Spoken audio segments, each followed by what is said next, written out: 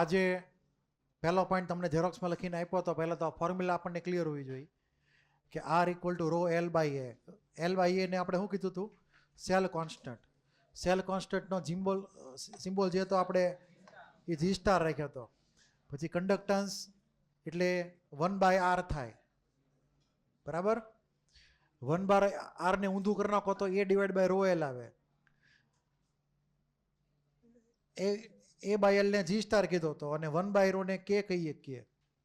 તો આપણી આગળ આવો કાંક રિલેશન મળે તમને, આ રીતનો અથવા આ રીતનો.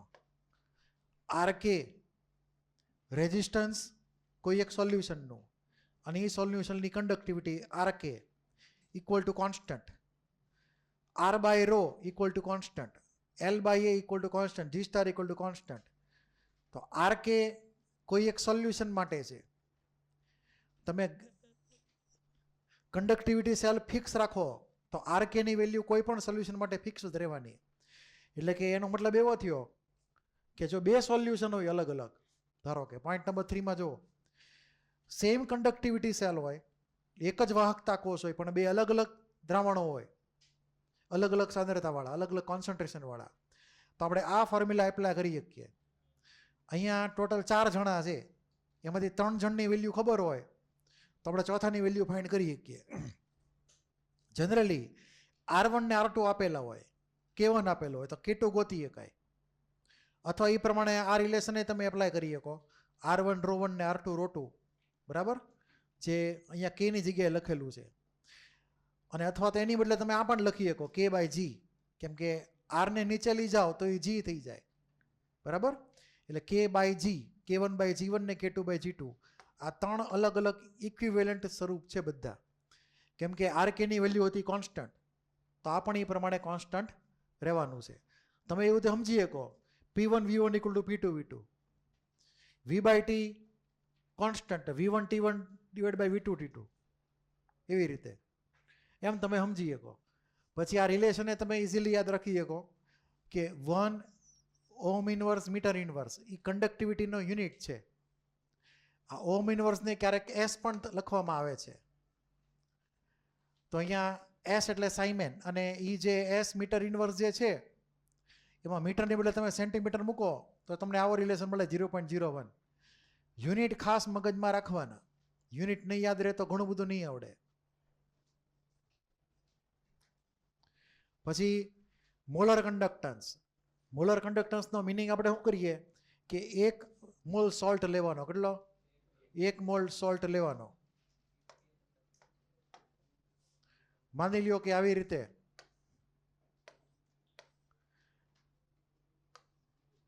એક કન્ડક્ટિવિટી સેલ આમ ઊભો રાખેલો છે ધારો કે, પછી અહીંયા 2 ઇલેક્ટ્રોડ મૂકેલા છે. આ ઇલેક્ટ્રોડ માની લેજો. આ બેયનો ડિસ્ટન્સ માની લો 1 સેન્ટીમીટર છે અથવા 1 મીટર છે. કેટલું? 1 સેન્ટીમીટર ઓર 1 મીટર, એટલે યુનિટ લેન્થ રાખવાની. ડિસ્ટન્સ બિટવીન 2 ઇલેક્ટ્રોડ્સ કેટલું રાખવાનું? યુનિટ લેન્થ, એટલે કે કાં તો 1 સેન્ટીમીટર કાં તો 1 મીટર. અને એરિયા ઓફ ક્રોસ સેક્શન ગમે એ રાખવાનો. ધારો કે કેપિટલ ACM², ગમે એ તમે એરિયા રાખી શકો. અને આની અંદર આપણે જે સોલ્યુશન લઈએ,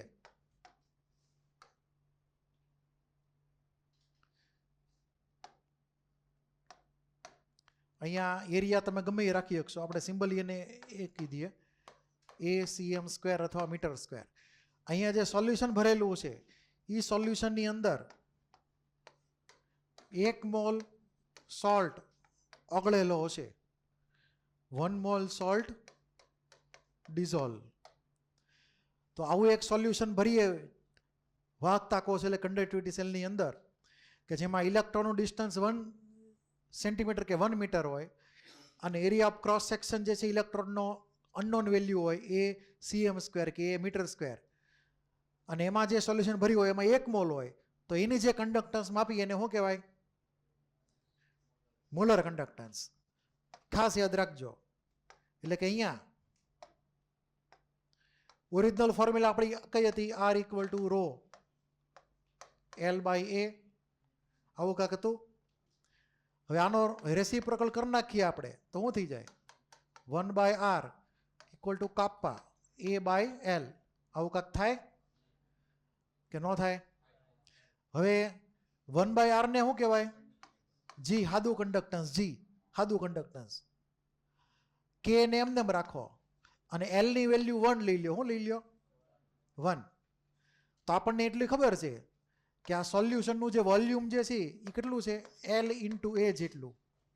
વોલ્યુમ ઓફ સોલ્યુશન કેટલું છે? A જેટલું. તો જો L ની વેલ્યુ 1 હોય તો V કેટલું થાય? ઇક્વલ ટુ A જેટલું ન્યુમેરિકલી. તો અહીંયા આપણે A ની બદલે શું મૂકી શકીએ?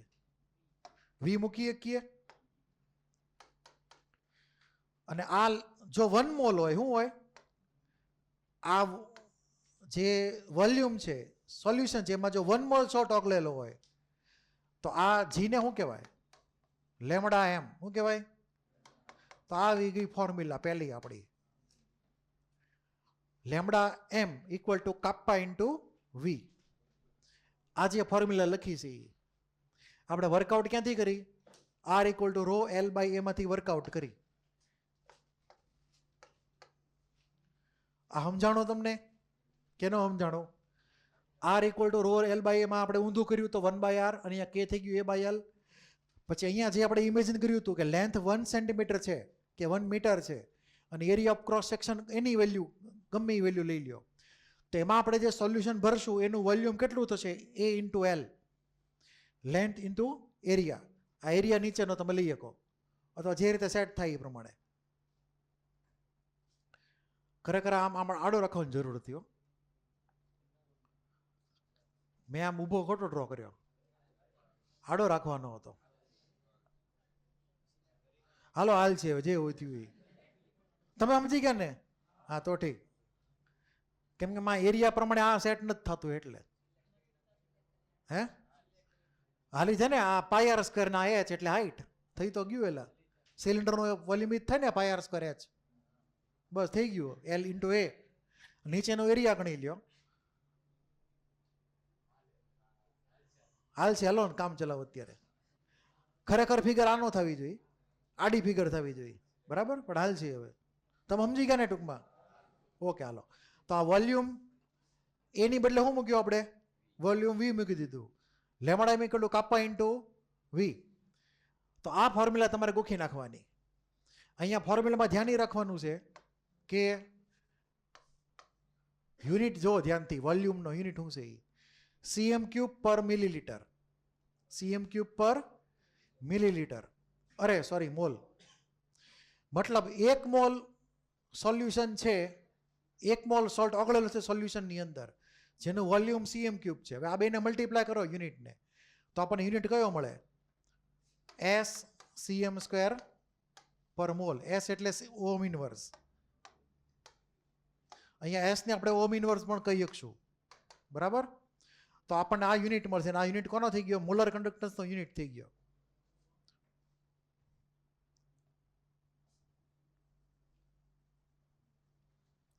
હું આ ફિગર છે ને કરેક્શન કરી નાખું છું.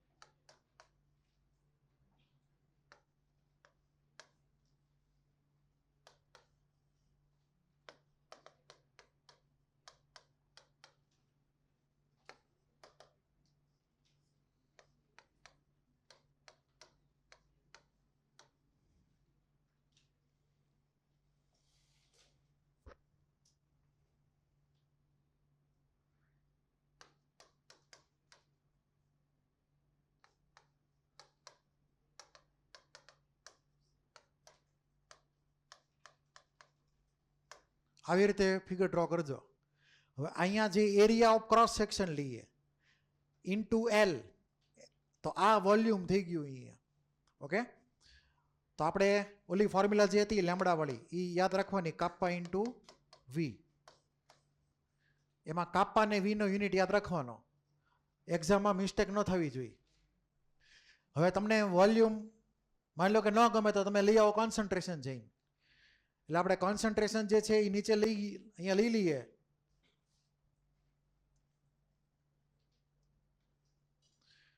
તો કોન્સન્ટ્રેશન નીચે આવતું રહે તો યુનિટ એ પ્રમાણે ચેન્જ થઈ જાય, મોલ પર સીએમ ક્યુબ.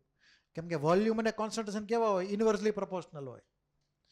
તો વીની બદલે નીચે સી લખી નાખ્યું, એનો રેસિપ્રોકલ થઈ ગયો ઇનડાયરેક્ટલી. એટલે કે 1/c એટલે વોલ્યુમ થાય ખરેખર.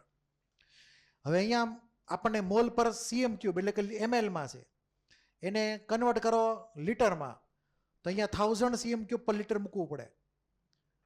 ઉપર 1000 આવશે, નીચે મોલારિટી થઈ જશે.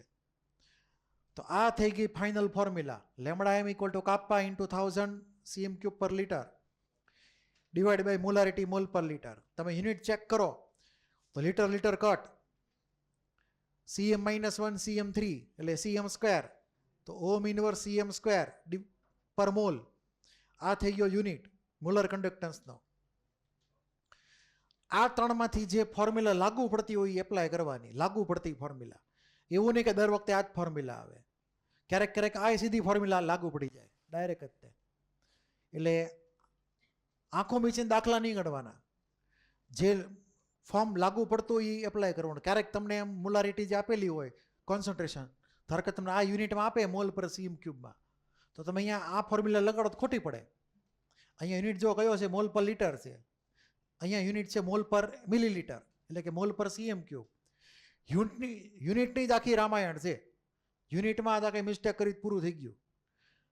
આ ફોર્મ્યુલા યાદ રાખજો.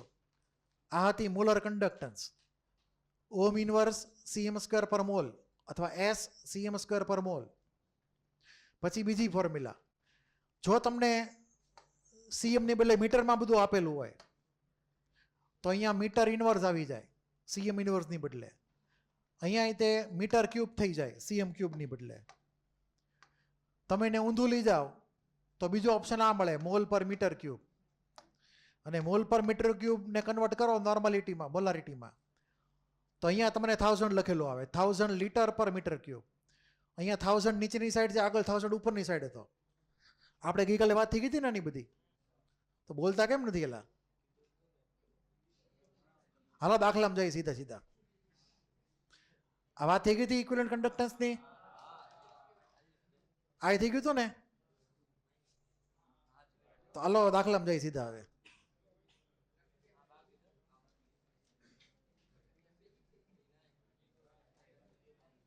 પેલા દાખલામાં જઈએ સીધા.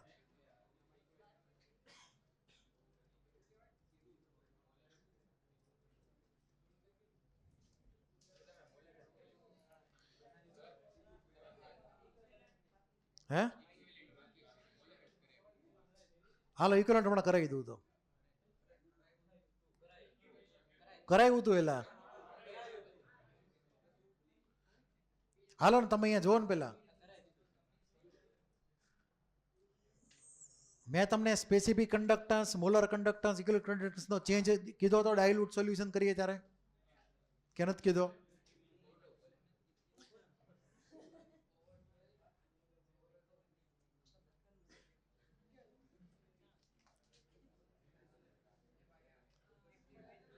હાલો દાખલો કરો, હાલો 42. ટોપિક ડીમાં હશે, કદાચ ટોપિક ઈમાં હશે. તો આ ન્યુમેરિકલ આપણને સેલ કોન્સ્ટન્ટ આપેલો છે 0.5 સીએમ ઇનવર્સ, મોલારિટી આપેલી છે, રેઝિસ્ટન્સ આપેલું છે, અને ઇક્વિવેલન્ટ કન્ડક્ટન્સ ફાઇન્ડ કરવાનું છે. તો આ ન્યુમેરિકલમાં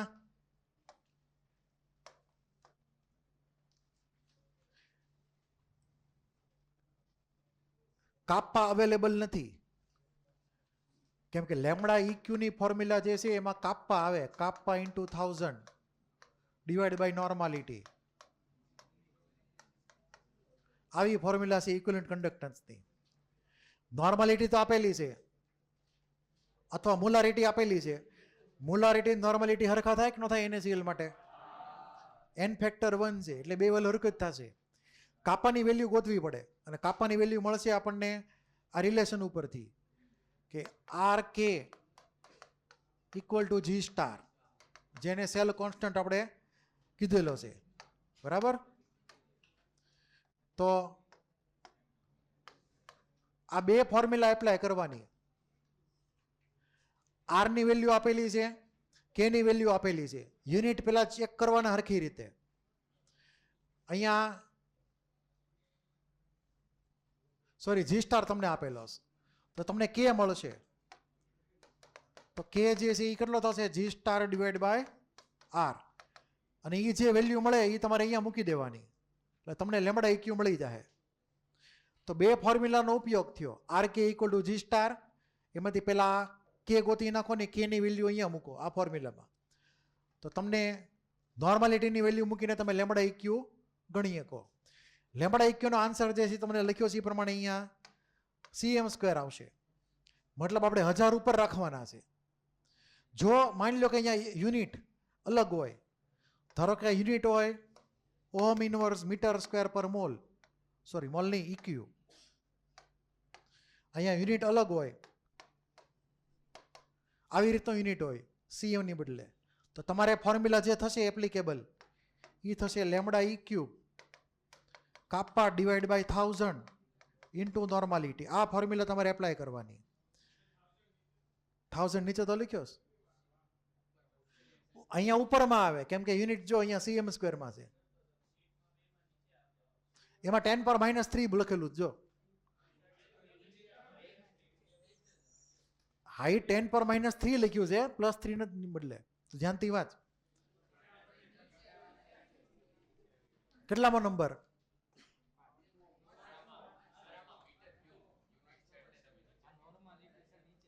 કેટલામો નંબર?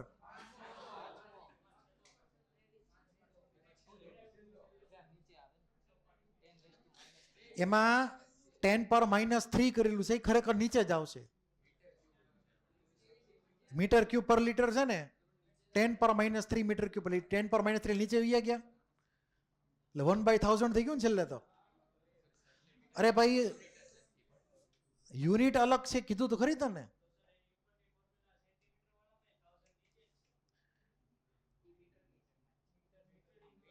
એ મીટર માટેની ફોર્મ્યુલા છે. જો મીટરની ફોર્મ્યુલામાં 100 નીચે આવે ને 1000 નીચે આવે, સેન્ટીમીટરમાં ઉપર આવે. ક્લિયર છે બધાને? હવે ક્લિયર? ક્લિયર ને? હવે ધ્યાન આપો, અહીંયા ધ્યાન આપો. આ ફોર્મ્યુલામાં યાદ આ રાખવાનું છે, cm² હોય તો 1000 ઉપર આવશે અને મીટર હોય મીટર સ્ક્વેર તો 1000 નીચે આવશે. ખાસ યાદ રાખજો. આ દાખલો એકદમ સિમ્પલ છે, જાતે કરી શકાય. આની પછી આને બોલો, આને કઈ તો સોલ્વ કરશો.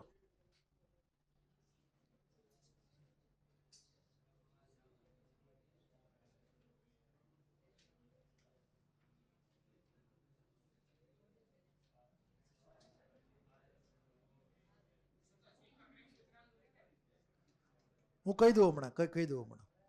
એ કરેક્શન જ નથી, સાચું જ છે.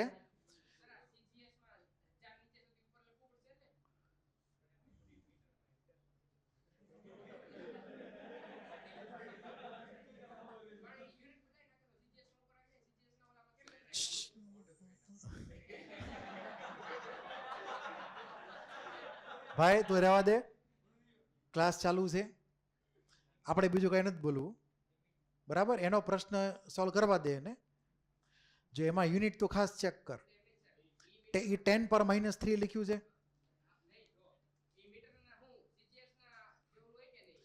એમાં તું યુનિટ પહેલા જો ને, યુનિટ જો મીટર જ છે ને, અને હાલ આગળ નંબર કયો છે? 10⁻³ લખ્યું છે.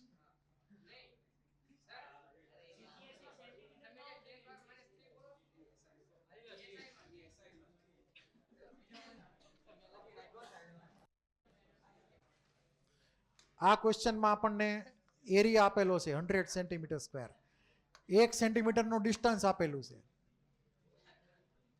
અને રેઝિસ્ટન્સ તમને આપેલો છે. આ બધું આપેલું છે અને ફાઇન્ડ કરવાનું કીધું મોલર કન્ડક્ટિવિટી. તો આપણને અહીંયા મોલર કન્ડક્ટન્સની ફોર્મ્યુલા યુનિટ જોઈને લખવાની. યુનિટ કયો છે? cm square. તો formula lambda M kappa into 1000 divide by molarity. હવે આની અંદર મોલારિટી તો ખબર છે પણ કાપા નથી ખબર, તો કાપા ખબર કઈ રીતે પડશે? તો આવી ફોર્મ્યુલા છે. રોની બદલે મૂકી શકાય 1/k. થોડી હેરાફેરી કરો એટલે 1/r L/a.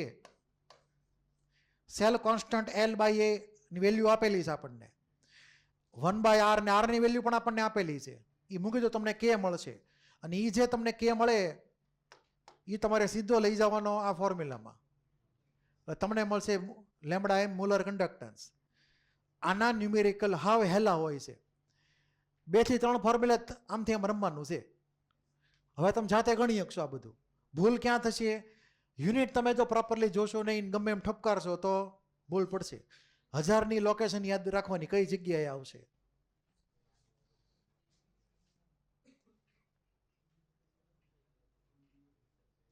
બોલો આ કઈ રીતે કરવાનો?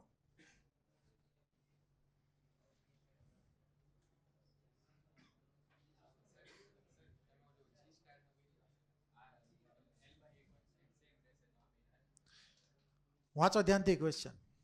જેને હિન્ટ આવી જાય એ જવાબ આપજો, હાથ ઊંચા કરજો.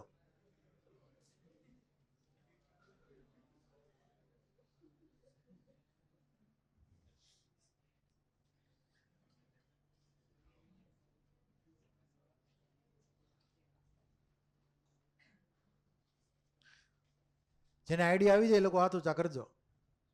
હું કાં તો ગમે ને પૂછીશ.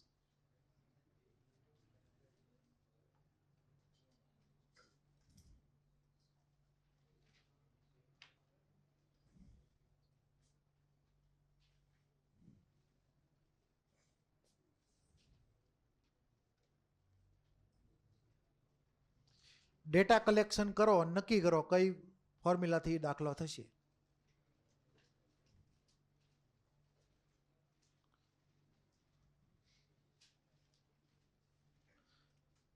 ખાલી મેથડ કહી દો, મારે ગણવો નથી, ગણવાનો ટાઈમ નથી આપણી આગળ.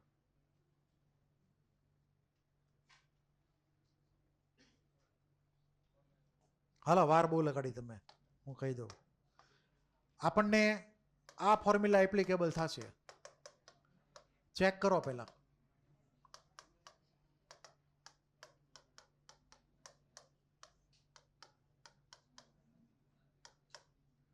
R1 K1 equal to R2 K2. આપણને આમાં એક સોલ્યુશન પહેલું જે છે જે 0.2 મોલર છે એનો તમને રેઝિસ્ટન્સ R1 આપેલો છે એટલે આપણો R1 થઈ ગયો. પછી સ્પેસિફિક કન્ડક્ટન્સ એ જ સોલ્યુશનનું તમને આપેલું છે મીટર ઇનવર્સમાં. જો મીટર ઇનવર્સમાં તો આ કયું થઈ ગયું? K1 થઈ ગયું. પછી એક નવું સોલ્યુશન લીધું 0.5 મોલર વાળું એટલે આ સોલ્યુશન 2 થઈ ગયું. તમને એનો રેઝિસ્ટન્સ આપેલો છે 280 ઓહ્મ્સ એટલે આ R2 થઈ ગયો આપણી માટે. હવે આપણે 0.5 વાળાની મોલર કન્ડક્ટિવિટી ફાઇન્ડ કરવાની છે.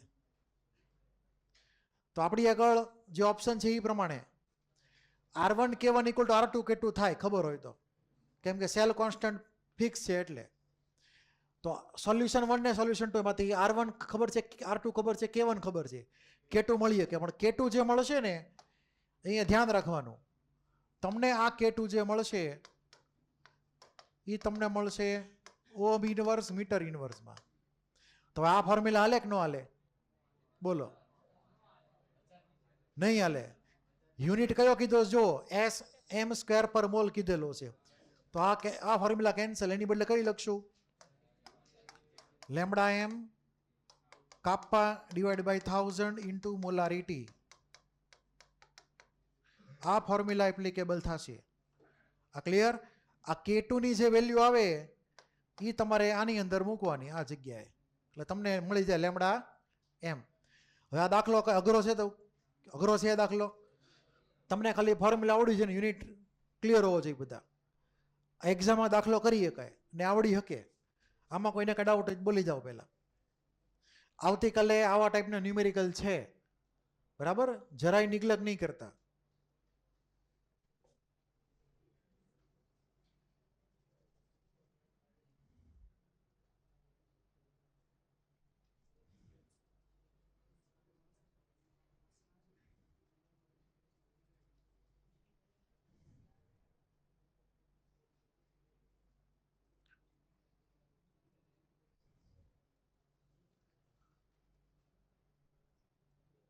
એટલે ઓલા બેઝિક ન્યુમેરિકલ છે તમે તમને આપ્યા હતા એ થોડાક સોલ્વ થઈ ગયા, બેઝિક ન્યુમેરિકલ બધા. હવે એની આગળનો જે ટોપિક હતો એમાં વાત કરીએ શરૂ. હવે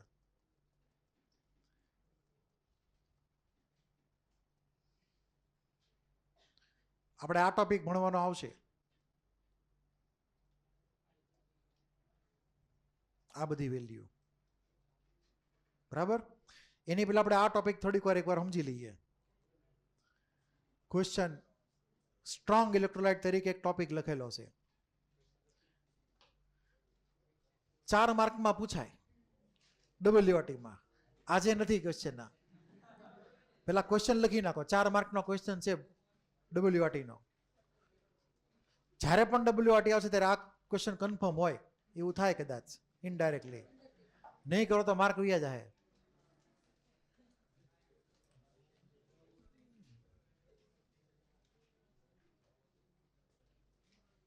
મોડ્યુલમાં ચેક કરજો કઈ જગ્યાએ છે.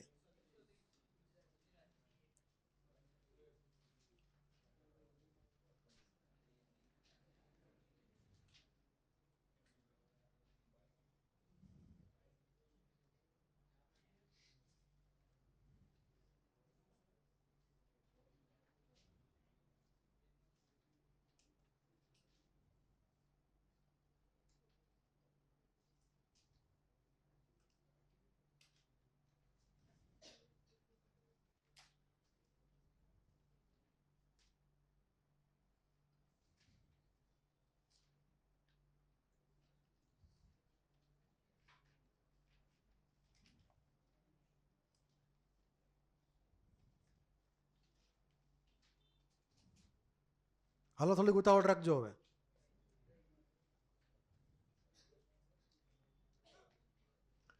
હવે આ જે ગ્રાફ જે છે એ થોડોક મોટો કરી નાખીએ તો અહીંયા તમને જોવા મળશે કે આ KCl નો ગ્રાફ છે એ કન્ડક્ટન્સ વધતી જાય છે, મોલર કન્ડક્ટન્સ. અહીંયા મોલર કન્ડક્ટન્સ અથવા ઇક્વલ કન્ડક્ટન્સ બેમાંથી ગમે એ લઈ શકાય. મોલર કન્ડક્ટન્સમાં મોલારિટી લખવાની આવે ને ઇક્વલ કન્ડક્ટન્સમાં નોર્માલિટી લખવાની આવે. એના અલગથી સ્પેશિયલ ન્યુમેરિકલ છે પણ આવતા લેક્ચરમાં વાત કરશું. આ લેક્ચરમાં નહીં થાય, નકર કાલે અમુક ક્વેશ્ચન નહીં થઈ શકે. એટલે તો આ KCl નો તમે ગ્રાફ જોશો તો અહીંયા √C છે એક્સ એક્સિસ ઉપર અને વાય એક્સિસ ઉપર લેમડા એમ એટલે કે મોલર કન્ડક્ટન્સ અથવા ઇક્વિવેલન્ટ કન્ડક્ટન્સ છે. તો આ KCl એક સ્ટ્રોંગ ઇલેક્ટ્રોલાઇટ છે જેનું ડિસોસિએશન ઓલમોસ્ટ 100% હોય. એટલે તમે જ્યારે એનું સોલ્યુશન બનાવો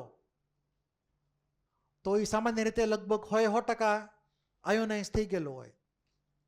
જે 100% આયોનાઇઝ થઈ જાય પછી એમાં નવું કાંઈ આયોનાઇઝેશન થવાનો કોઈ સવાલ આવતો નથી. પણ આ ગ્રાફ આપણને એમ કહે છે કે જેમ તમે ઘટાડો કોન્સન્ટ્રેશન, અહીંયા જો C ની વેલ્યુ ઘટતી જાય, √C એટલે કે મોલારિટી ઘટતી જાય છે આમ જાઓ એટલે એક્સ્ટ્રા પાણી નાખી દીધું એટલે મોલારિટી ઘટી ગઈ.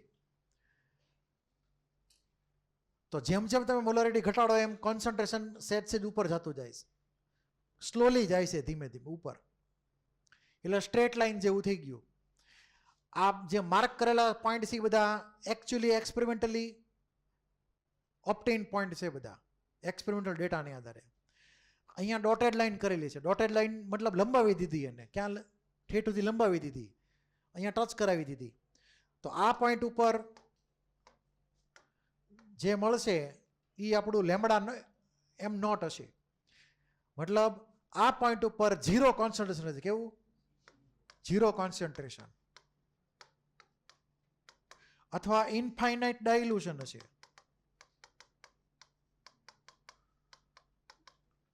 ઇનફાઇનાઇટ ડાયલ્યુશન અથવા ઝીરો કોન્સન્ટ્રેશન આ પોઈન્ટ ઉપર. અને અહીંયા જ્યારે સ્ટ્રેટ લાઇન ટચ કરશે તો આ આપણી વેલ્યુ થશે લેમડા એમ નોટની. લેમડા એમ ઝીરો મતલબ આ ઝીરોનો મતલબ છે ઝીરો કોન્સન્ટ્રેશન. ક્યારેક એને આમે લખવામાં આવે લેમડા એમ ઇનફાઇનાઇટ, એટલે અહીંયા લખેલું જ છે માથે ઝીરો એટલે ઝીરો કોન્સન્ટ્રેશન. ઇનફાઇનાઇટ લખ્યું હોય તો ઇનફાઇનાઇટ ડાયલ્યુશન સમજવાનું. બે સિનોનિમ જ છે એકબીજાના. તો આ પોઈન્ટ ઉપર એટલે કે ઝીરો વેલ્યુ આપણને જે વેલ્યુ મળે કન્ડક્ટન્સની એટલે આપણે શું નામ પાડશું? Molar conductance at infinite dilution, બરાબર, અથવા ઝીરો કોન્સન્ટ્રેશન. ક્યારેક ક્યારેક એને લિમિટિંગ મોલર કન્ડક્ટિવિટી પણ કહે. શું કહે? લિમિટિંગ મોલર કન્ડક્ટિવિટી પણ ક્યારેક ક્યારેક કહેવામાં આવે. હવે આવો ગ્રાફ જે છે સ્ટ્રેટ લાઇન છે તો એને એક સ્લોપે હોય. એટલે જો આ ઇક્વેશનને ફોલો કરશે, તમને અહીંયા બે ઇક્વેશન લખીને આપેલા છે આ રીતના. લેમડા એમ સી, સી મતલબ given concentration, equal to lambda M zero એટલે કે ઝીરો કોન્સન્ટ્રેશન અથવા infinite dilution minus A root C. તમે એને આમ પણ લખી શકો, ઝીરોની બદલે તમે ઇન્ફાઇનાઇટ લખી શકો. અહીંયા લેમડા એમની બદલે તમે લેમડા ઇક્યુ પણ લખી શકો. એવું નહીં કે લેમડા એમ જ આવે, બે વસ્તુ આવી શકે. ગ્રાફ બંનેમાં સાચો પડશે. હવે અહીંયા આનો ઇન્ટરસેપ્ટ કેટલો થાય? લેમડા એમ ઝીરો અથવા ઇન્ફિનિટી, ઇન્ફાઇનાઇટ ટાઈમે એનું આપણે મોલર કન્ડક્ટન્સ. સ્લોપ કેટલો થયો તો કે માઇનસ, સ્લોપ એનો માઇનસ એ છે. એમાં એ વેલ્યુ નક્કી કરશે સોલ્ટ જે ટાઈપનો એની પરથી એની વેલ્યુ નક્કી થાય. તો અહીંયા અલગ અલગ ટાઈપના સોલ્ટમાં વેલ્યુ અલગ અલગ હોય. ધારો કે ટાઈપ ઓફ સોલ્ટ કહીએ તો અહીંયા ધ્યાનથી સમજજો. તો NaCl છે, માની લો કે NaClમાં Na+1 ને Cl -1. તો આપણે એને શું કહેશું? યુનિવેલન્ટ ઇલેક્ટ્રોલાઇટ. ચાર્જ પ્રમાણે +1 -1, કેટાઇનનો ચાર્જ +1, એનાઇનનો ચાર્જ -1. તો આની એક કેટેગરી થઈ ગઈ. તો KCl, NaCl, HBr, HCl એ બધા કેમાં આવે? આ કેટેગરીમાં આવે. 1+, 1- ની કેટેગરી. બીજો છે BaCl2. 2 મિનિટ. BaCl2. તો BaCl2માં ચાર્જ કેટલો કેટાયનનો? +2 અને એનાયનનો ચાર્જ -1. તો આને બાય યુનિવેલન્ટ કહેવાય. એટલે કે સ્લોપ જે હતો આગળનો સ્લોપ એ ઉપરવાળામાં અહીં અલગ, નીચેવાળામાં અલગ આવશે, કેમ કે અલગ અલગ ટાઈપના સોલ્ટ થઈ ગયા. અહીંયા ધ્યાન એ રાખવાનું છે કે અહીંયા જે લખેલું છે 2:1, બરાબર, એ એના ચાર્જ પ્રમાણે એની આપણે કેટેગરી પાડેલી છે, નંબર પ્રમાણે નહીં. નંબરમાં જો તો 1 બેરિયમ ને 2 ક્લોરીન છે. તમને જો યાદ હોય તો આપણે આયોનિક ઇક્વિલિબ્રિયમની અંદર સોલ્ટની કેટેગરી નક્કી કરી હતી, કેટલા એનાઇન ને કેટલા કેટાઇન, એ પ્રમાણે 1:2, 2:1 એ પ્રમાણે નામ પડ્યા હતા. એની કરતાં આ બિલકુલ ઓપોઝિટ છે. અહીંયા ચાર્જને આધારે એનું કેટેગરાઇઝેશન કરવાનું છે. CaSO4 તેમાં જુઓ +2 -2 બાયવેલન્ટ. તો આ ત્રણ સોલ્ટ જે છે એ લોકોના કેપિટલ A એટલે કે સ્લોપ અલગ અલગ હશે, હરખા હશે નહીં. એટલે અહીંયા જે સ્લોપ છે -A એ સોલ્ટની જે કેટેગરી હશે એ પ્રમાણે અલગ અલગ હશે. પણ જો કેટેગરી હરખી તો સ્લોપ એ હરખો, બરાબર. બોલ, તારો ક્વેશ્ચન શું હતો?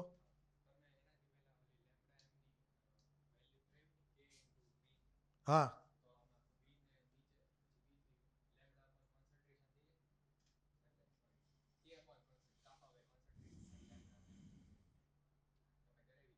હા બોલ, પણ પછી આગળ શું પણ એમ?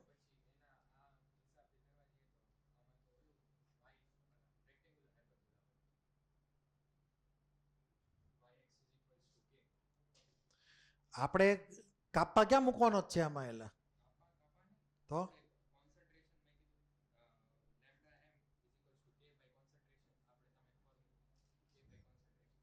તું અલગથી આવીને પૂછી લેજે મને, કેમ કે આમાં છે ને કાલ તો નહીં થાય નગર, એટલે મારે કાલે ક્વેશ્ચન, કાલે કદાચ જો 2-3 ક્વેશ્ચન બહારના હોય કે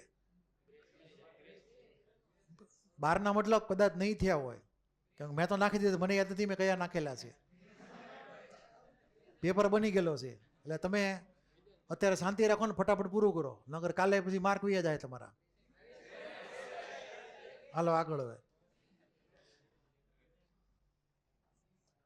આ KCL નો ગ્રાફ થયો. હવે આ લોજિકને આધારે તમે આનો જવાબ આપી શકો ઇઝીલી.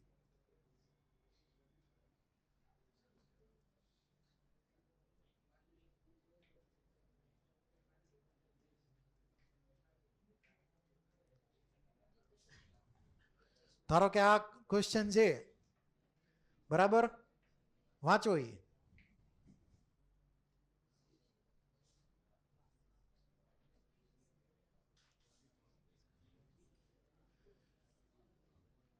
મેં હમણાં જ તમને કીધું કે સેમ ટાઈપના જો ચાર્જ હોય NaCl KCl તો એનો સ્લોપ કેવો માનવાનો? હરખો. તો અહીંયા આગ્રા કેન્સલ, દિલ્હી કેન્સલ, બોમ્બે ચેન્નઈમાંથી કોઈ એકે. હવે ખાલી અહીંયા ઉપર નીચેનું જ નક્કી કરવાનું છે, અહીંયા કોણ NaCl ને કોણ KCl એમ, બરાબર છે. તો આપણે આગળ જતા એવું ભણશું કે KCl ને NaClમાં કોમન આયન કયો છે? Cl, તો એને ભૂલી જાઓ. A+ ને Na+ અલગ પડે છે, તો એને ચેક કરો. તો તમારે યાદ એ રાખવાનું છે કે આ ગ્રુપ 1ના જે મેટલ આયન છે Li+, Na+, K+, બધા ગ્રુપમાં ડાઉન જાઓ વોટરની અંદર. ક્યાં? વોટરની અંદર. ગ્રુપમાં ડાઉન જાઓ તો એ લોકોની કન્ડક્ટન્સ વધવા માંડે. તો એ લોજિકને આધારે તમે એવું માની શકો કે KCl જે છે એ વધુ કન્ડક્ટન્સ આપશે K+, Na+ કરતા. અથવા તમને એ યાદ ન રહે તો તમે એવું માનો કે જે મોર આયોનિક કોઈ વધારે ડિસોસિએટ થાય, તો NaCl ને KClમાં વધારે આયોનિક કોણ છે? KCl, બરાબર. તો KClનું વધારે થયું આયોનાઇઝેશન, થોડુંક વધારે કન્ડક્ટન્સ આપ્યું, એવું તમે માની શકો. તો અહીંયા KCl ઉપર આવશે ને NaCl નીચે આવશે, એટલે આન્સર થશે બોમ્બે આમાં. હવે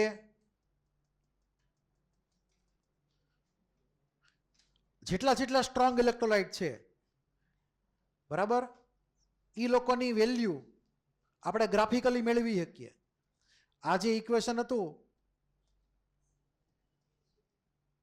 આ ગ્રાફ, આ જે અહીંયા વાત કરી KClની, કોણ છે? તો કે સ્ટ્રોંગ ઇલેક્ટ્રોલાઇટ. દુનિયાભરના સ્ટ્રોંગ ઇલેક્ટ્રોલાઇટના ગ્રાફ આ ઇક્વેશનને ફોલો કરશે, બરાબર. તો આ ઇક્વેશનને આધારે આપણે એમ કહી શકીએ કે જો અહીંયા કોઈ વીક ઇલેક્ટ્રોલાઇટ હોત તો આવો ગ્રાફ ન આવત, સ્ટ્રેટ લાઇન જેવો. ધારો કે તમને એક્ઝામ્પલ આપેલું છે એસિટિક એસિડ. એસિટિક એસિડનો કર્વ તમે જુઓ તો અલગ ટાઈપનો છે બિલકુલ. એસિટિક એસિડ એક વીક ઇલેક્ટ્રોલાઇટ છે. કેવો છે? Weak electrolyte. એનો ગ્રાફ આ સ્ટ્રેટ લાઇનને ફોલો કરતો નથી, બરાબર છે. તો તમને પૂછે કે અહીંયા સ્ટ્રેટ લાઇન વાળો ગ્રાફમાં કોણ ન હોઈ શકે? તો જેટલા વીક ઇલેક્ટ્રોલાઇટ છે, એસિટિક એસિડ લ્યો, NH4OH લ્યો, બરાબર, તો મિથાઇલ એમિન લ્યો, ધારો કે CH3NH2, આવા તમે કોઈ પણ લઈ શકો. જેટલા વીક ઇલેક્ટ્રોલાઇટ છે બધા એ આવી કરો ટાઈપની લાઇનમાં આવે, સ્ટ્રેટ લાઇનમાં આવે નહીં. એટલું ક્લિયર? હવે એ સમજીએ કે કેવી રીતે આ વેલ્યુ શા માટે વધી અને આની વેલ્યુ આવી રીતે કેમ વધી, એનું રીઝનની વાત કરીએ આપણે. એની પહેલાં એક નજર ફેરવી લઈએ વેલ્યુ ઉપર, બધાની કેટલી વેલ્યુ છે.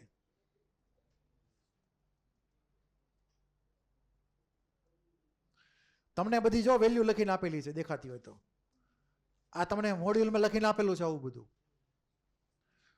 આ વેલ્યુને ધ્યાનથી જોવો. એમાં પહેલો કટકો, આ બીજો કટકો અને આ ત્રીજો કટકો.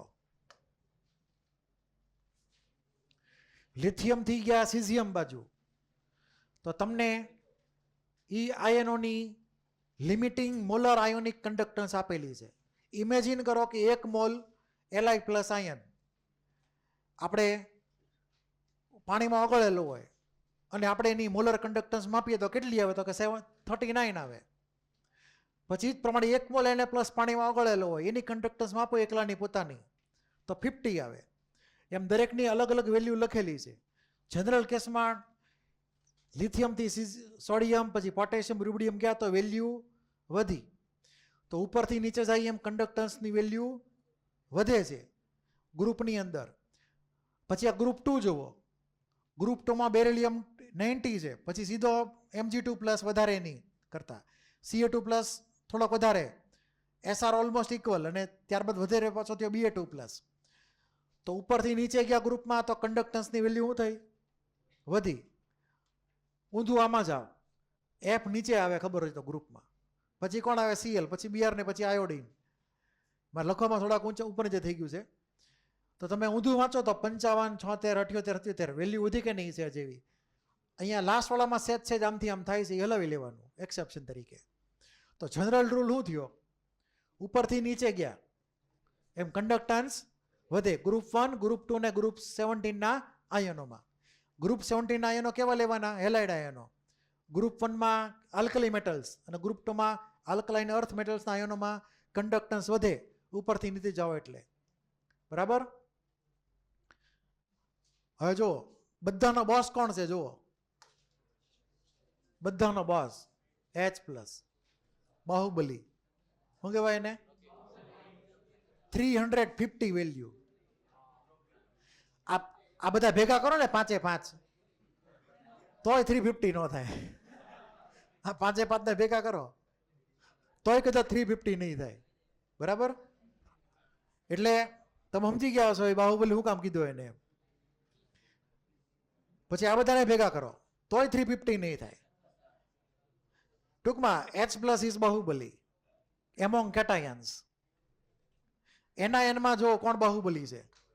OH-. ક્લિયર? 198 આપણે 200 માની શકીએ સિમ્પલી. તો OH- ની વેલ્યુ 200 છે કન્ડક્ટન્સની, પોતે 1 મોલ હોય. બરાબર? કેટલો? 1 મોલ.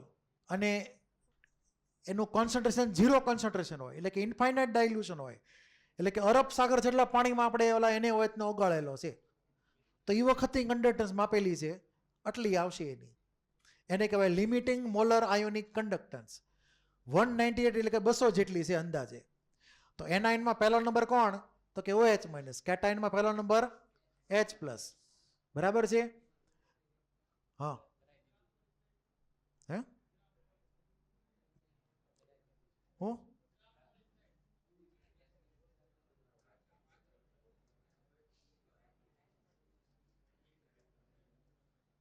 હા હા, કોન્સ્ટન્ટ છે. એ તમારે દાખલા ગણવાના નહીં આવે, ગણવાના નહીં આવે. આના કોઈ ન્યુમેરિકલ ગણવાના નહીં આવે, ખાલી ગ્રાફ જ આવશે. એટલે આ ઓલી વેલ્યુ બધી તમે નજર ફેરવી હશે. બરાબર? આ વેલ્યુ બધી યાદ રાખવાની. હવે ધ્યાનથી સાંભળજો કે આ ગ્રાફ આમ કેવી રીતે થયો. તો આપણે અહીંયા એક નાની એવી કોલમ બનાવી નાખીએ. 3 ટાઈપના કન્ડક્ટન્સ.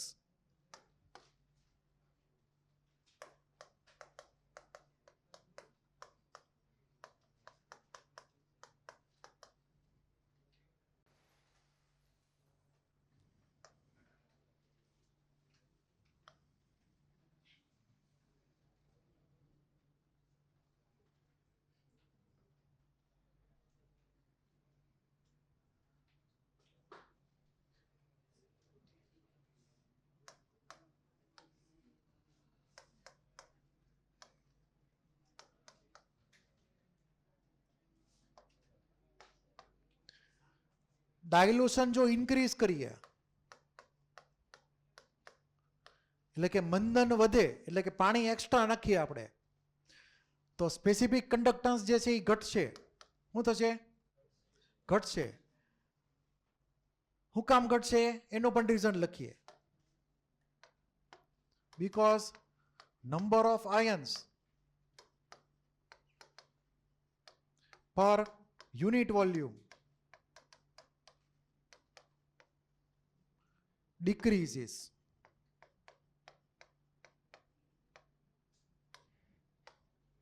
એ મેં લખ્યું રીઝન. ઇફેક્ટ ઓફ ડાયલ્યુશન ઇન્ક્રીઝ કરીએ એટલે કે એક્સ્ટ્રા પાણી નાખીએ તો કાપ્પા જે છે, કાપ્પા સ્પેસિફિક કન્ડક્ટન્સ, કે જે કન્ડક્ટન્સ કોની છે? 1 ml સોલ્યુશનની. ઈ કન્ડક્ટન્સ જે છે એ ઘટતી જાય. શું કામ ઘટતી થાય? માની લો કે 1 લિટર પાણીમાં 1 મોલ છે. કેટલા? 1 લિટર પાણીમાં 1 મોલ છે. હવે તમે 9 લિટર પાણી નાખી દો તો 10 મોલ થઈ જાય. તો 10 લિટર. તો 10 લિટર સોલ્યુશનની અંદર 1 મોલ ઓગાળેલો છે. તો 1 ml માં કેટલો આવે બોલો? પહેલા કરતાં ઓછો આવે કે વધારે આવે? ઓછો જ આવે ને. તો આપણે 1 ml માં નંબર ઓફ આયન્સ ઘટી ગયા તો સ્પેસિફિક કન્ડક્ટન્સ ઘટે. એટલે કે સ્પેસિફિક કન્ડક્ટન્સ કાપા જે છે એ ઘટશે. શું કામ? તો કે નંબર ઓફ આયન્સ પર યુનિટ વોલ્યુમ ડિક્રીઝ થશે. એ તમને પોઈન્ટ લખીને આપેલો છે ઝેરોક્સમાં.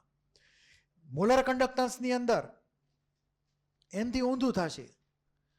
ધ્યાન આપજો. મોલર કન્ડક્ટન્સની અંદર ધારો કે સ્ટ્રોંગ ઇલેક્ટ્રોલાઇટ હોય તો આપણે હમણાં જોયું કે કન્ડક્ટન્સ વધે છે, લાઈન ઉપર જાય છે, એટલે કે એરો ઉપર લખશું. બરાબર? સ્ટ્રોંગની અંદર કન્ડક્ટન્સ વધશે. પછી એસિટિક એસિડનો ગ્રાફ જુઓ, વીક ઇલેક્ટ્રોલાઇટ, એમાં પણ ગ્રાફ જો વધે જ છે, ઉપર જાય કન્ડક્ટન્સ. તો એના વધવાનું કારણ શું? તો બેયમાં કારણ અલગ અલગ છે. સ્ટ્રોંગ વાળામાં ઓલમોસ્ટ 100% આયોનાઇઝેશન થઈ જ ગયેલું છે પહેલેથી. તો નવા કોઈ આયનો બનવાનો સવાલ આવતો નથી. તો કન્ડક્ટન્સ વધવાનું કારણ છે increase in inter ionic distance.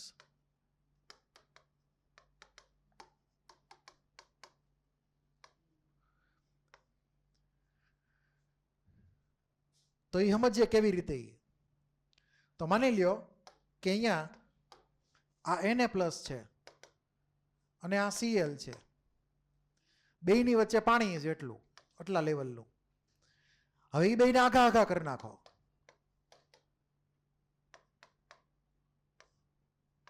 આટલું પાણી આવી જાય. હવે તો વધારે પાણી નાખીએ તો આ બે આઘા ભાગે જ નજીક આવે. જુઓ, આઘા વીયા જાય ને, વચ્ચે પાણી આવી જાય. પાણીનું કામ શું? તો કે વિલન. ક્લિયર? આ Na પ્લસ Cl માઇનસ જે છે એને ભેગા થવા દે નહીં, જેથી કરીને બંને આયનો ફ્રી થઈ જાય. બંને આયનો એકબીજાથી ફ્રી થઈ ગયા તો ફટાફટ કન્ડક્ટન્સ આપે. એટલે કે ઇન્ટર આયોનિક ડિસ્ટન્સ જે છે એ વધી ગયું. શું થઈ ગયું? ઇન્ટર આયોનિક ડિસ્ટન્સ વધી ગયું પાણી એક્સ્ટ્રા આવવાથી. તો એટ્રેક્શન કેવું થયું? ઘટ્યું. Therefore attraction ડિક્રીઝિસ.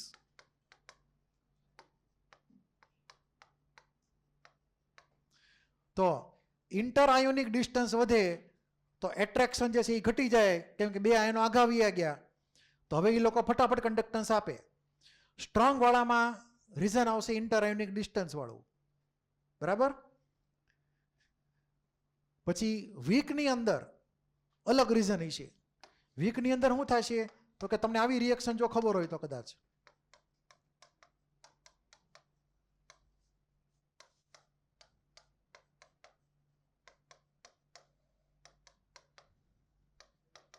આપણે આયોનિક ઇક્વિલિબ્રિયમમાં આ ટાઈપની રિએક્શન લખતા હતા. અને આ ટાઈપની રિએક્શનનો મતલબ શું હતો?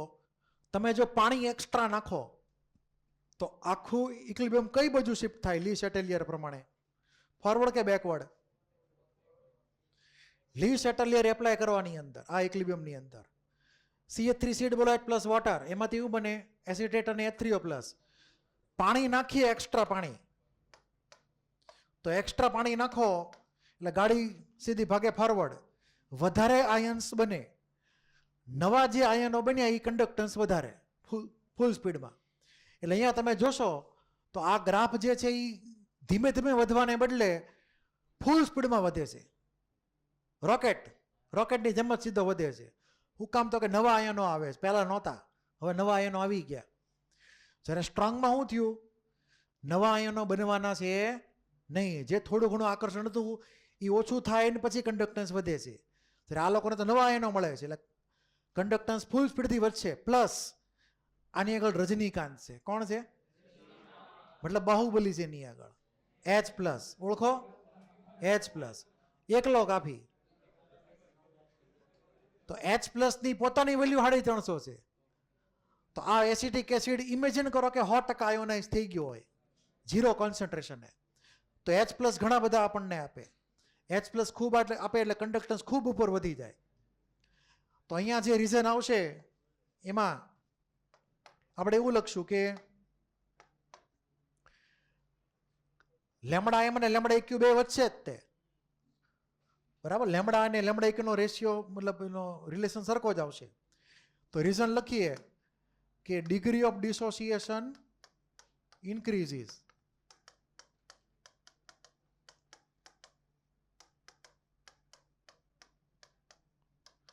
Degree of dissociation ઇન્ક્રીઝીસ. તો લેમડા એમ અને લેમડા ઇક્યુમાં ઇન્ક્રીઝ જ થવાનો છે સ્ટ્રોંગ અને વીક બંનેની અંદર. કાપ્પા ડિક્રીઝ થશે, બરાબર. પછી હાદુ કન્ડક્ટન્સ એ વધે જ તે, કેમ કે એક ટાઈપનો હાદુ કન્ડક્ટન્સ જ છે એક રીતે જોઈએ તો. આ જીત છે એક રીતે. યસ. હા,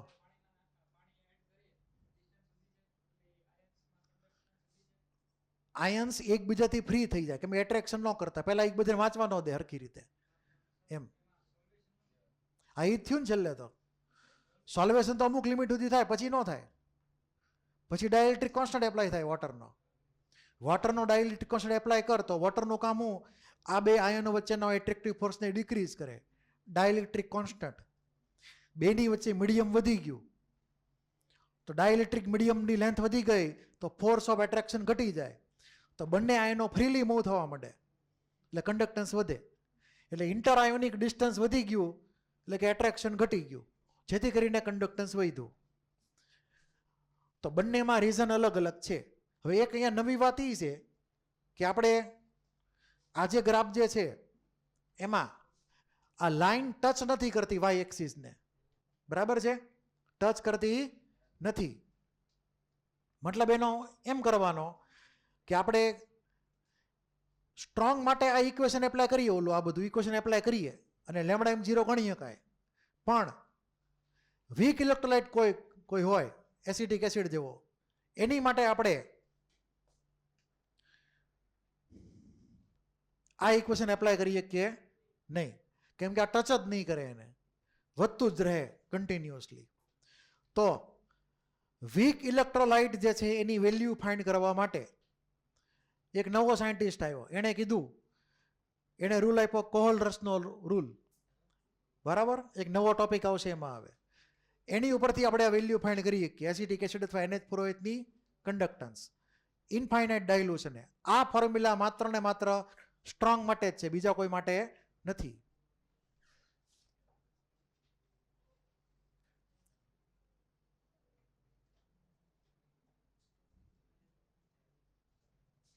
હવે કોહલરસનો રૂલ આ 2.5 પૂરો થાય, આ 2.5 જાતે કરી લેજો, બરાબર, આવડે એવો છે. એટલે કોહલરસનો રૂલ આવશે. હવે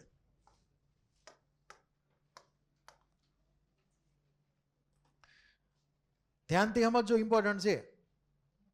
કોહલરસે શું કર્યું કે એણે હરખા સોલ્ટ જે હતા એની મોલર કન્ડક્ટન્સ ઇનફાઇનાઇટ ડાયલ્યુશને માપી, એટલે કે 0 કોન્સન્ટ્રેશન એની વેલ્યુ માપી KCl ને NaCl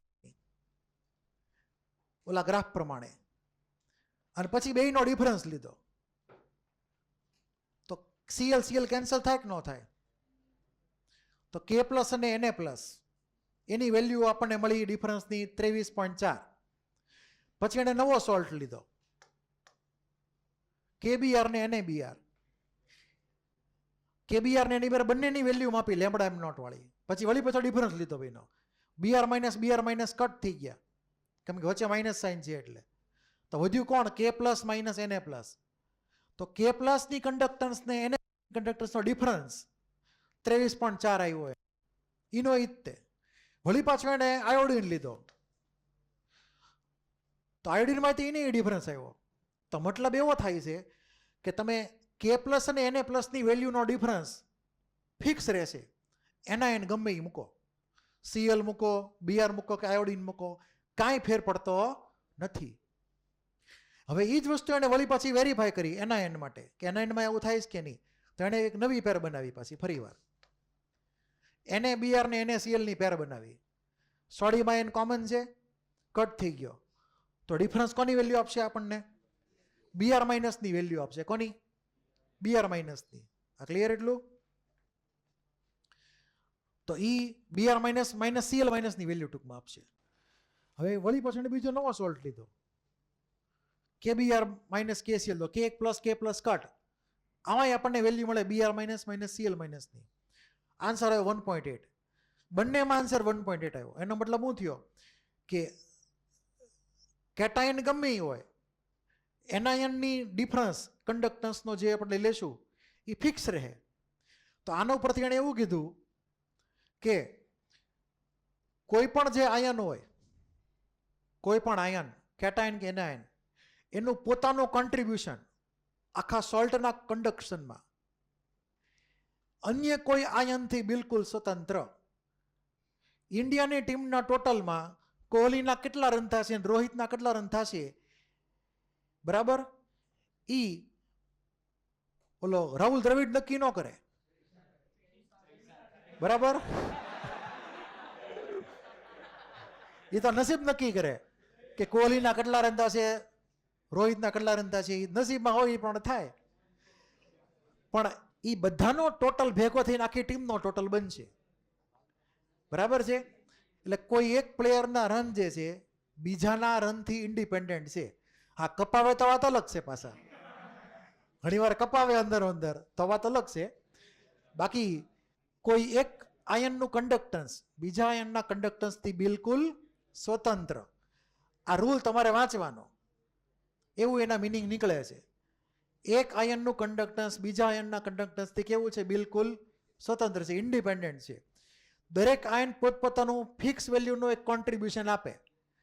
જેવી રીતે દરેકના રન હોય ટીમના ટોટલમાં, રોહિતના 50, કોહલીના 60, એવી રીતે એમ દરેકનું કોન્ટ્રીબ્યુશન એ ફિક્સ હોય ઓવરઓલ સોલ્ટના કંડક્શનમાં. બીજું, તો ધારો કે હવે Na પ્લસ છે, તો મારે Na પ્લસનું કંડક્શન જોતું છે ટોટલ. તમારે શું કરવાનું? મારે Na પ્લસની વેલ્યુ અલગથી ગોતી લેવાની અને સીએલની વેલ્યુ ગોતી લેવાની. બેને એડ કરી દો. Na પ્લસની વેલ્યુ કંડક્ટન્સની, સીએલની વેલ્યુ કંડક્ટન્સની એડ કરો તો મને ટોટલ વેલ્યુ NaClની મળશે.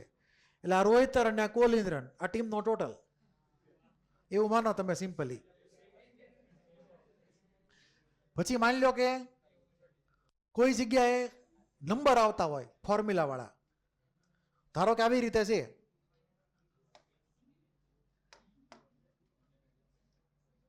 ધારો કે એલ્યુમિનિયમ સલ્ફેટ છે, તો એલ્યુમિનિયમ સલ્ફેટનો જે સોલ્ટ છે એનું મારે કંડક્ટન્સ જોતું હોય, આખું કંડક્ટન્સ, તો લેમડા એમ 0 આખા સોલ્ટ માટે. એ કોના બરાબર થાય? તો કે એલ્યુમિનિયમનો જેટલા મોલ એટલા બધા. તો બગડો લખવાનો આગળ મલ્ટિપ્લિકેશનમાં, લેમડા એલ્યુમિનિયમ 3+. હવે જો સિમ્બોલમાં ધ્યાન રાખજો, આ કેપિટલ લેમડા કહેવાય, આ સ્મોલ લેમડા છે. સ્મોલ લેમડામાં આયન આવે અને કેપિટલમાં સોલ્ટ આવે. બરાબર? અહીંયા બગડો એટલા માટે લખ્યો કે 2 એલ્યુમિનિયમ હતા, 2 મોલ એલ્યુમિનિયમ હતા, plus 3 mole sulphate ion. Clear? આ એની ફોર્મ્યુલા થઈ ગઈ. એટલે અહીંયા જે આ લખેલું છે એમાં V પ્લસ ની V માઇનસ શું ગણવાના? ઓલા આયનના નંબર ગણવાના, કોના કેટલા નંબર છે. બરાબર? કેટાયનના નંબર કેટલા, એનાયનના નંબર કેટલા, અને લેમડા પ્લસ એટલે કેટાયનની મોલર આયોનિક કંડક્ટન્સની વેલ્યુ. અહીંયા એ જ પ્રમાણે હવે આપણે એક એપ્લિકેશન જોઈ લઈએ. આ બધી વેલ્યુ તમે એકવાર નજર ફેરવી લેજો. વીક ઇલેક્ટ્રોલાઇટના કેસમાં અહીંયા આખું રીઝન સમજાવેલું છે, આપણે જે વાત કરી પહેલા એ. હવે આપણે એ કેવી રીતે ગણી શકીએ આ રૂલને આધારે, તો ધ્યાન આપજો, ઇમ્પોર્ટન્ટ છે. આ પ્રશ્ન ધ્યાનથી જુઓ, 2.8.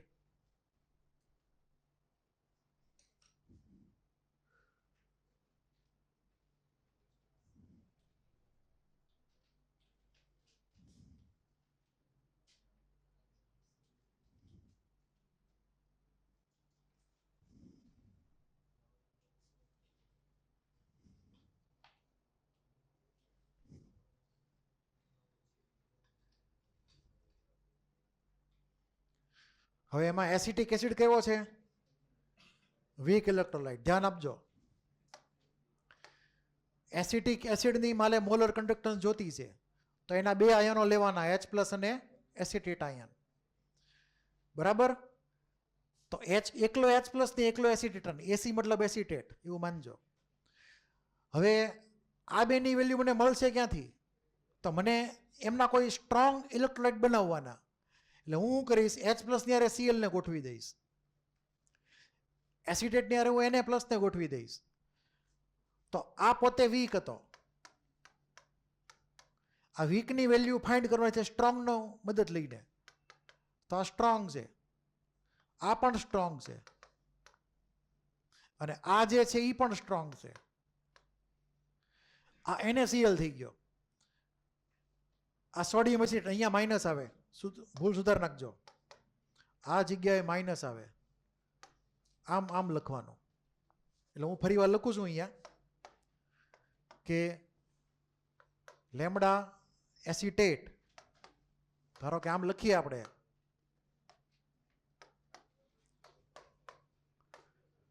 Lambda acetic acid equal to lambda H+ plus lambda acetate ion. હવે હું કરીશ, H+ ની હારે એક એવો આયન મૂકીશ કે જે એને સ્ટ્રોંગ બનાવી દે. તો આની હારે મૂકી દો HCl- મૂકી દો. તો આટલો કટકો શું થઈ ગયો? Strong electrolyte. પછી એસિટેટની હારે બીજો એક આયન મૂકીશ કે જે એને સ્ટ્રોંગ બનાવી નાખે, સ્ટ્રોંગ સોલ્ટ બનાવે. તો એ મૂકી દઈશ Na+.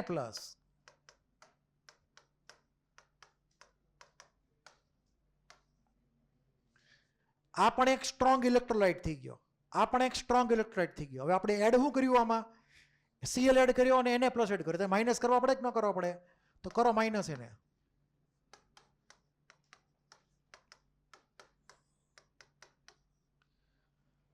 તો આપણે આ જે સિંગલ વીક એસિડ હતો, વીક ઇલેક્ટ્રોલાઇટ, એની મોલર કન્ડક્ટન્સ ઇન્ફાઇનાઇટ ડાયલ્યુશને સ્ટ્રોંગમાં કન્વર્ટ કરી નાખી. આ સ્ટ્રોંગની વેલ્યુ આપણને ખબર છે. હવે આ પોતે સ્ટ્રોંગ, આ પણ પોતે સ્ટ્રોંગ, અને આ પણ પોતે સ્ટ્રોંગ છે. આ બધાની વેલ્યુ આપણે ઓલા ઇક્વેશન ઉપરથી ફાઇન્ડ કરી શકીએ. તો આ વેલ્યુ બધી આપેલી મૂકી દેવાની. જો તમને વેલ્યુ આપેલી જ છે અહીંયા, HCl, સોડિયમ એસિટેટ અને NaCl ની વેલ્યુ બધી આપેલી છે, એ મૂકી દો, તમને સીધો આન્સર મોલર કન્ડક્ટન્સનો એસિટિક એસિડ માટે. આ ક્લિયર થઈ ગયું? તો આપણે જે કોહલરસનો રૂલ હતો એ એપ્લાય કર્યો આની અંદર. કોનો? કોહલરસનો રૂલ આપણે અહીંયા એપ્લાય કર્યો. ડાયરેક્ટ વેલ્યુ ફાઇન્ડ થઈ શકતી નહોતી ગ્રાફને આધારે, તો શું કરવાનું? ઊંધો રસ્તો લેવાનો. કયો? તો કે કોહલરસનો. તો પહેલું ઇક્વેશન જે મેં લખ્યું એઝ પર કોહલરસ છે, કેમ કે ઇન્ફાઇનાઇટ ડાયલ્યુશને એના આખા કમ્પાઉન્ડની કન્ડક્ટન્સ એના પોતાના આયનોના કન્ડક્ટન્સ બરાબર થાય. આ આખા સોલ્ટની કન્ડક્ટન્સ આ એના આયનોની કન્ડક્ટન્સ ઇક્વલ થવી જોઈએ બે સાઈડ. તો આ વાત હતી વીક ઇલેક્ટ્રોલાઇટની. Very very important numerical. હવે આ જ લોજિક આપણે જો ફોલો કરીએ, તો ધારો કે હું તમને આવો એક આપું ઇલેક્ટ્રોલાઇટ, વીક ઇલેક્ટ્રોલાઇટ. ધારો કે લેમડા M NH4OH ફાઇન્ડ કરવું છે, એટલે કે મારે મોલર કન્ડક્ટન્સ ફાઇન્ડ કરવું છે NH4OH નું. તો NH4OH કેવો છે? વીક છે. તો એના બે આયનોને ડિવાઈડ કરી નાખું તો કયા આયનો મળે આપણને? NH4+ મળે, અને બીજો કયો મળે? OH-. બંને ઇન્ડિપેન્ડન્ટ છે. પણ આ ક્યારે થાય? ઇન્ફાઇનાઇટ ડાયલ્યુશને થાય, અનંત મંદતાએ થાય, એટલે કે ઝીરો કોન્સન્ટ્રેશને થાય આ વસ્તુ. આપણે એને સોલ્ટની વેલ્યુમાં લઈ આવીએ, સ્ટ્રોંગ સોલ્ટમાં કન્વર્ટ કરીએ, તો એક એવો આયન ઉમેરવાનો કે જેથી કરીને એમોનિયમનો સોલ્ટ બને એ સ્ટ્રોંગ ઇલેક્ટ્રોલાઇટ વાળો હોય. એટલે કે અહીંયા હું Cl મૂકી દઉં ધારો કે, અથવા NO3 મૂકી દઉં. હાલો, એમોનિયમ નાઇટ્રેટ પણ એક સ્ટ્રોંગ ઇલેક્ટ્રોલાઇટ છે. પછી હારે આની હારે સોડિયમ મૂકી દઉં. સોડિયમ હાઇડ્રોક્સાઇડ પણ સ્ટ્રોંગ બેઝમાં આવે.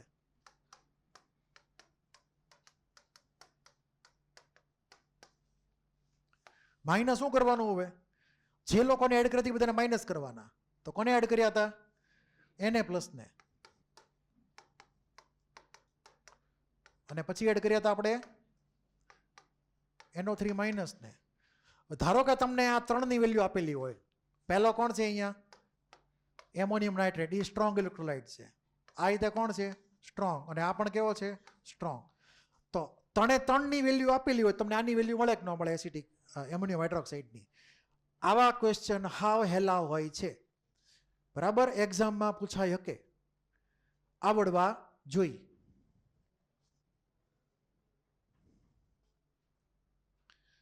પછી બીજી એપ્લિકેશન છે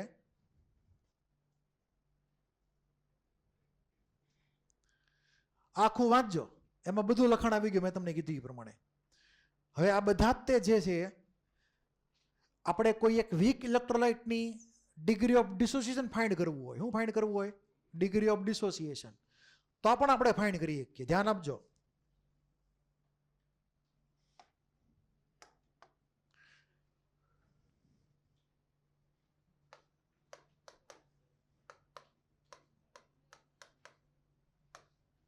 molar conductance versus degree of dissociation.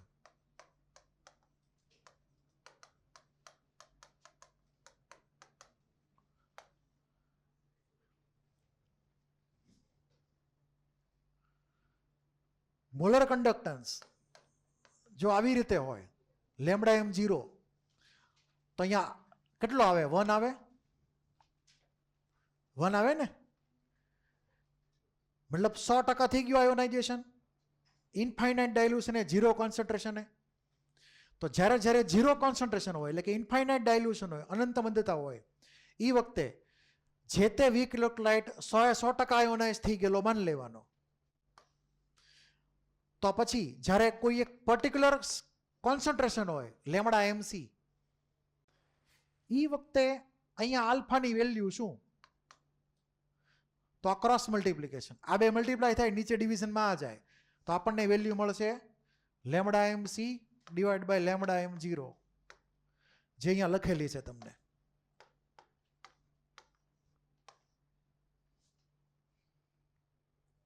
એટલે મોલર કંડક્ટન્સ લેમ્બડા m0 હોય જો ડિગ્રી ઓફ ડિસોસિએશન 1 હોય, તો જો એ લેમ્બડા m0 ની બદલે લેમ્બડા mc હોય, c મતલબ કોઈ પણ એક અનનોન કોન્સન્ટ્રેશન, તો આલ્ફા કેટલો, તો સિમ્પલ ક્રોસ મલ્ટિપ્લિકેશનથી આપણે આ ફોર્મ્યુલા ગોતી નાખી. હવે તમને એ પણ ક્લિયર છે કે આપણે આયોનિક ઇક્વિલિબ્રિયમમાં આવું એક ભણી ગયા ઇક્વેશન, યાદ હોય તો યાદ છે આવું, k = c⁴² 1 - આલ્ફા, યાદ છે? આયોનિક ઇક્વિલિબ્રિયમનું ચેપ્ટર હતું, વીક એસિડ હતો મોનોબેઝિક એસિટિક એસિડ, એમાં આવું ઇક્વેશન યાદ છે, આવું આવ્યું હતું, k = c⁴² / 1 - આલ્ફા. હવે આલ્ફાની વેલ્યુ મૂકી દો એમાં, તો આપણને આવું ફોર્મેટ મળશે અહીંયા, આ રીતનું ફોર્મેટ.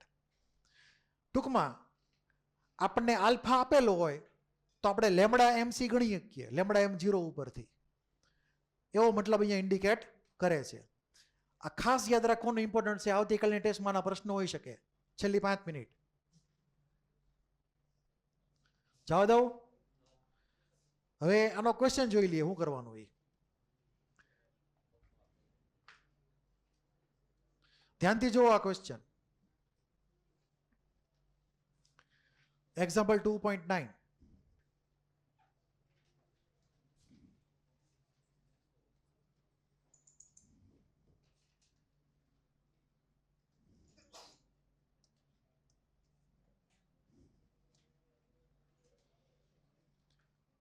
આમાં શું કીધેલું છે, કંડક્ટિવિટી આપણને આપેલી છે 4.95 વાળી, મોલારિટી પણ આપણને આપેલી છે, આ મોલ પર લીટર થયો, એની આપણે આલ્ફાની વેલ્યુ ગણવાની છે, સોરી ઇક્વિલિબ્રિયમ કોન્સ્ટન્ટ ગણવાનો છે. લેમ્બડા m0 આપણને આપેલો છે અહીંયા 390.5. તો દાખલો કેવી રીતે કરવાનો બોલો, ગણેલો જ છે બરાબર.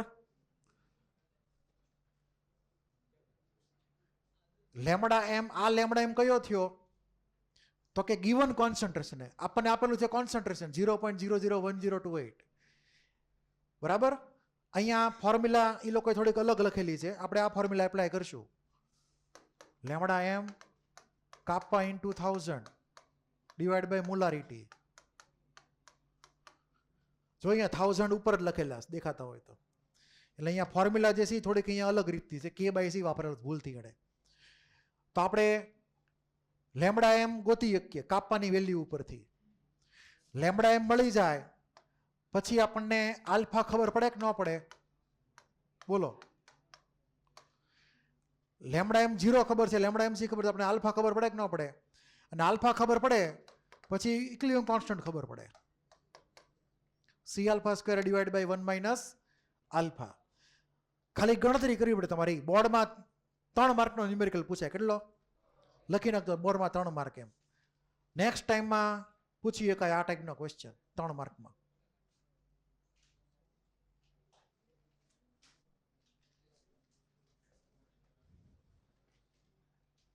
લખાઈ ગયું?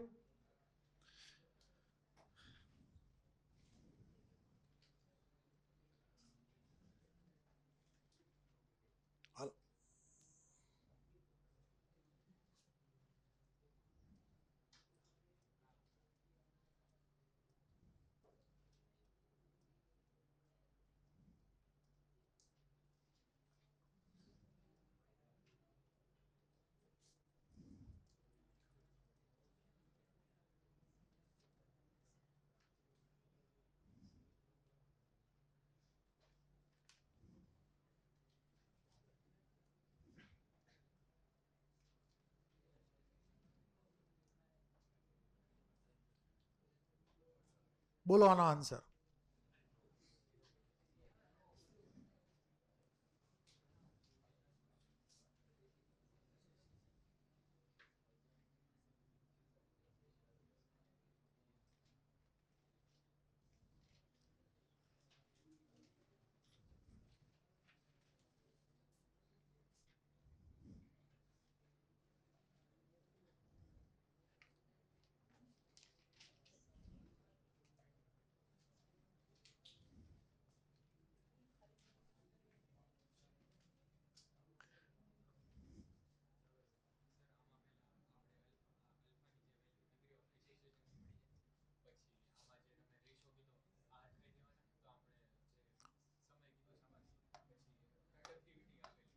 ઓકે,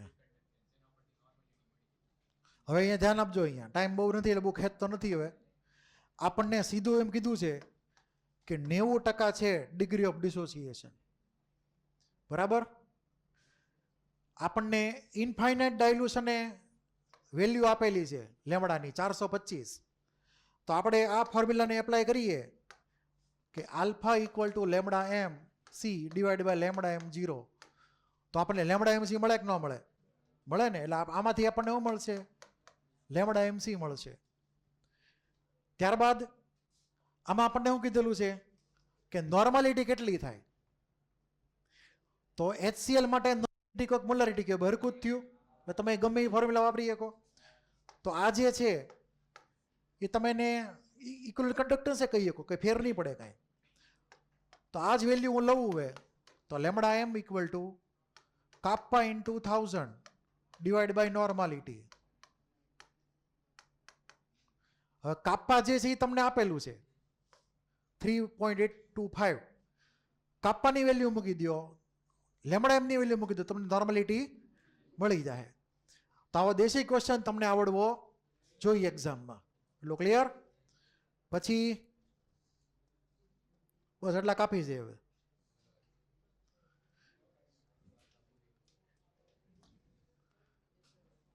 હાલો, હવે હોમવર્કમાં તમારે લાવો ટોપિક ડી હતો કે ટોપિક ઈ હતો જોવો તો.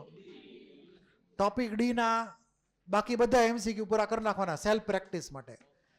એ સેલ્ફ પ્રેક્ટિસ છે, એ હોમવર્કમાં નથી. કાલની એક્ઝામ માટે ટોપિક ડી ના બધા MCQ કરી નાખવાના. બરાબર.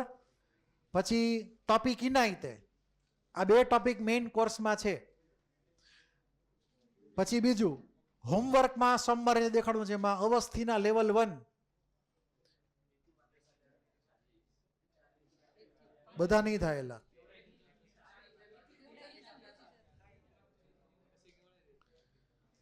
રહેવા દો, આમાં હોમવર્ક તમે ટોપિક ડીનું જ કરજો, બરાબર? ટોપિક ડી આખો પૂરો કરી નાખજો, હોમવર્કમાં તમારે છે.